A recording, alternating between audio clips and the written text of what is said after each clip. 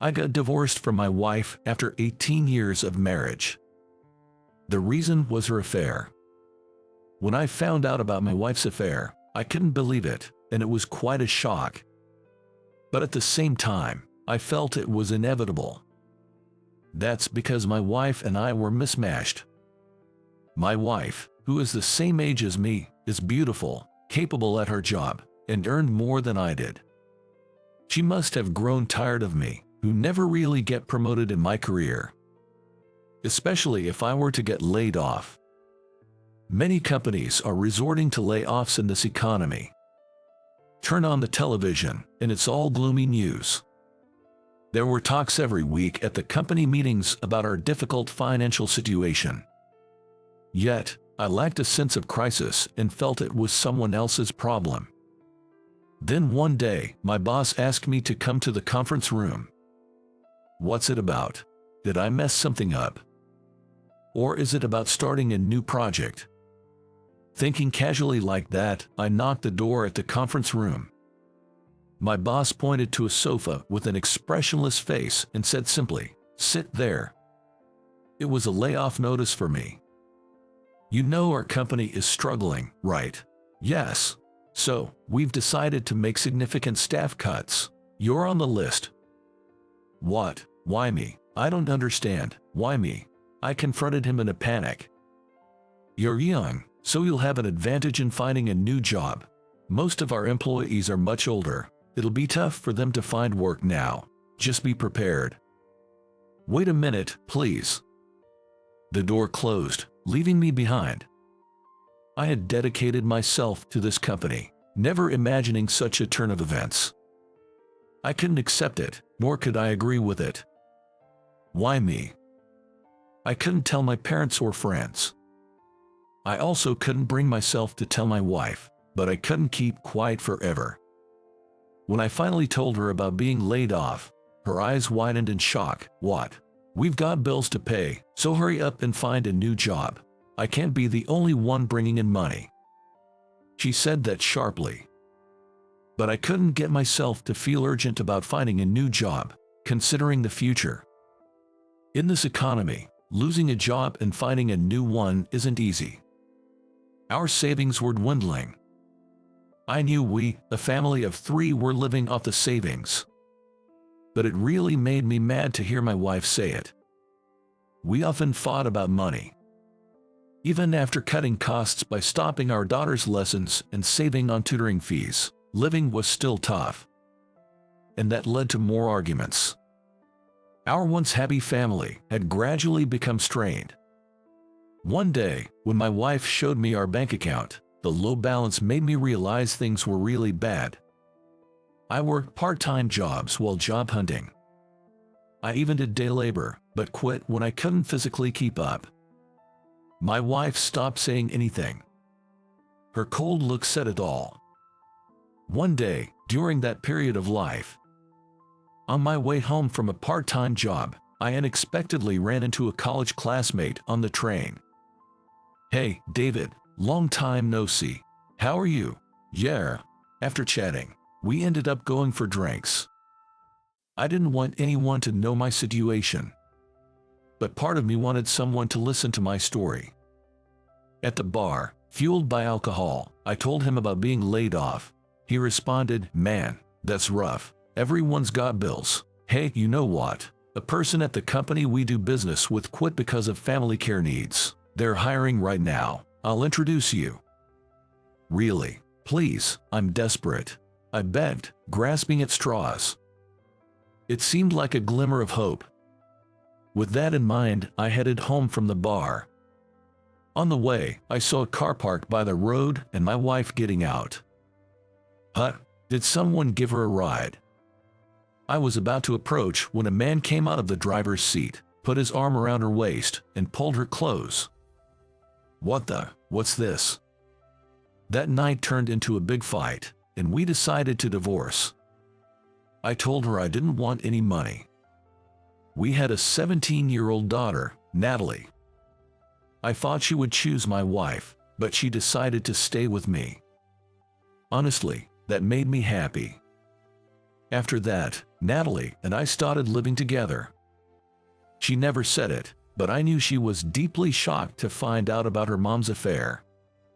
Every time I saw her crying alone in her room, saying why did she betray us, I felt an overwhelming sense of guilt for not being a better father. Natalie was doing her best. She was smart and always at the top of her class in school. She must have taken after her mother. As for me, since the divorce, I just couldn't focus on work. The company I was introduced to was fairly well known, and without my friend's help, I would never have been hired there. Fortunately, I managed to get a job at that company. There were many more talented employees there, and I felt out of my league. Then one day, I made a terrible mistake. A shipment from overseas was delayed due to a cargo ship's delay, causing a delay in the delivery to the client. It was a sudden incident, but I knew there was a possibility of it happening, yet I hadn't informed the client beforehand. The client was furious when they found out, and the deal fell through. My boss, Kevin, didn't scold me outright, but he put his hand on my shoulder and said, "I'll have to report this to the boss." That's when I thought I might be fired, and I couldn't focus at work after that. About a month later, I was called in by Kevin. He told me I was being transferred to a branch office in the countryside. It was basically a demotion. I had a feeling it might happen, but it was still a shock. Kevin said, "Don't take it hard. I think you'll do better in that branch. You can work there more freely." All I could say was, "Understood." When I got home, I told Natalie about the demotion. "I'm sorry for being such a useless dad." She said, "Don't say that. You're doing your best. Don't blame yourself." She's such a kind girl. Natalie is turning 18. She's been accepted into a national university in California and will start living alone this spring. So, Natalie and I will be living apart. Since we were apart, we kept in touch occasionally. "Natalie, are you doing well? How's living on your own?" "Yeah, I've gotten quite used to it. I've made a lot of friends at uni, too." "That's good to hear." Hearing her cheerful voice made me feel better too. "How about you, Dad? How's it over there? There's a lot of nature here. It's nice." The branch, where I was transferred, turned out to be much better than I expected. Being in the countryside, the air is clean and, more importantly, the people are wonderful. Not just the employees, but everyone in the town is friendly and kind. They greet with a smile. It feels like everyone in the town is family. Since I came here, I've been learning to work at my own pace and gradually getting accustomed to the job. By the end of the first year, I got much better at my work, and the staff started saying, "We're really glad to have you, David." It was fulfilling to feel appreciated and useful. I tried to contact Natalie at least once a month. Or rather, she would regularly call me. "You've changed a lot, Dad. You seem so much more alive now," she told me. Even after starting university, she worked hard and always stayed at the top of her class. She really did well. One day, I casually asked her, "Have you decided on a job yet?" She replied mischievously, "I have, but I'm not telling you yet." Though I was quite curious, I just said, "Okay," and didn't press further. After that, I worked hard at the branch office. Gradually, I started getting results. And incredibly, 2 years after being transferred, I was appointed as a deputy branch manager. When I told Natalie over the phone, she was as happy as if it were her own achievement. When she was in her 4th year of college, she shared some news. She had got a job. When I said, "Congratulations," she giggled over the phone. "Is something funny? You'll understand soon," she laughed. A few months later, I was told to return to the headquarters. I was a bit surprised, thinking I would stay at the branch. Going back to headquarters meant I could see Natalie. I was about to tell her when she contacted me. Unusually, we did a video call that day. "You're coming back, right? It'll be nice to see you after so long," she said right off the bat. Huh? How did she know? Out of curiosity, I asked her why she knew, and she said something unclear like, "I knew it from hearing Dad's voice." We chatted about trivial things, and finally, she said, "I'll be waiting for you here." I replied with a smile, "Yeah, wait for me." A month after that call, I returned to the headquarters. It was sad to leave the branch office colleagues and the friendly neighbors who had been so kind to me. Everyone said warmly, "Come visit us anytime." Divorce, layoffs, job changes, and demotion. A lot had happened in a short period, but my time here had refreshed me. I truly felt that being demoted turned a good thing. Then, I boarded the express train and headed to the headquarters. That was a long journey. As I arrived in front of the company and took a moment to rest, my cell phone rang. It was from the company. Were they worried because I was late? "Hello, hello." As soon as I answered the phone, I heard a young woman's voice on the other end. "Hello, welcome back. There's something to hand over to you. Could you please stop by the reception?" she said. Was it someone from HR? The voice sounded familiar, but I couldn't recognize who it was. And what could the reception possibly have to give me? Full of questions, I headed to the reception anyway. There was a young woman sitting there.